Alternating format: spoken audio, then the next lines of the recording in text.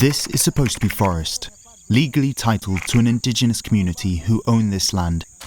Instead, the land is now occupied by colonos, or colonizers, and the cattle they own are at the start of a supply chain across Central America that is causing massive deforestation, displacement of and violence against indigenous communities, and is fueling a criminal market worth hundreds of millions of dollars. This pathway of destruction is being fueled by a demand for beef in Mexico and the United States, but it also acts as a mechanism for drug traffickers to control supply routes and launder money. Put simply, criminal cattle networks are decimating Central America's forests and communities.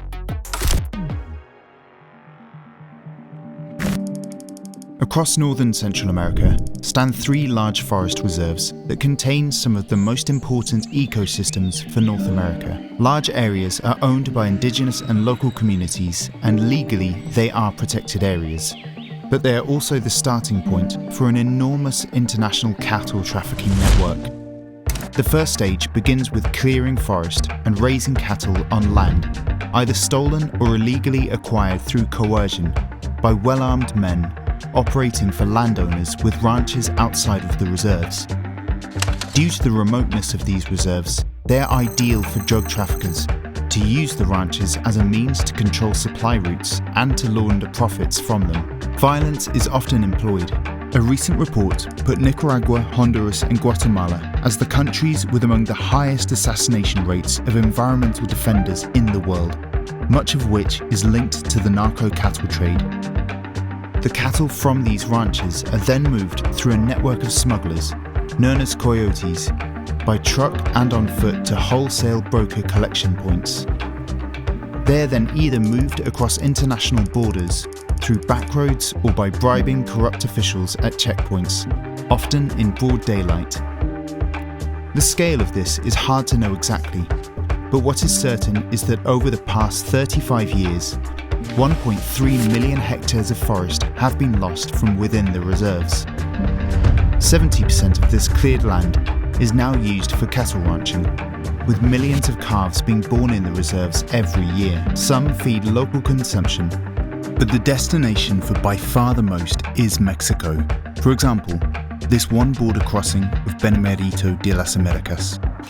Here, they are moved by trucks at night further north. At a certain point, falsified ear tags and documents are obtained from corrupt officials or third parties in order to pass custom checks, like this one at Catazaja. This in itself is an enormous business. It is estimated that 800,000 cattle illegally cross the Mexican border every year. A falsified ear tag sells for an average of $25, 10 times the price of a regular tag. Multiply this by the estimated number of cattle, and the trade in illicit ear tags could be worth $18 million annually. But the main event are the cattle themselves, with individuals being sold for approximately $400 each through cambistas, or money changers. This trade is worth $320 million annually, vastly outstripping the legal export of cattle from Guatemala, which in 2021 was just over 7,000 animals, making an astounding 99% of cattle exports from Central America illegal. With their origins now erased, these illegal cattle can merge with and disappear into the legal cattle market to be fattened, slaughtered and packaged. The final stage in the journey is through transnational meat companies, through which it is possible some illegal beef could be exported. The United States accounts for about 90% of total Mexican beef exports, which is worth $1.3 billion annually. Because there is a separation between the purchasing of beef and the laundering of illegal cattle, the large and mid-sized beef companies have plausible deniability.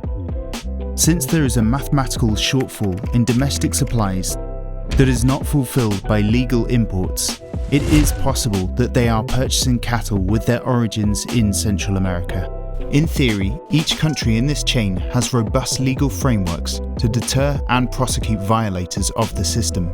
In reality, due to a lack of resources and corruption, the supply chain of illegal cattle from natural reserves and indigenous territories to the international market has never been stronger. Without intervention, This market will continue to infiltrate the legal beef economy, providing a front for drug trafficking organizations, causing the displacement of and violence against indigenous communities, and devouring Central America's most important natural resources. A comprehensive strategy must be implemented to promote international cooperation and bring together different government agencies and stakeholders.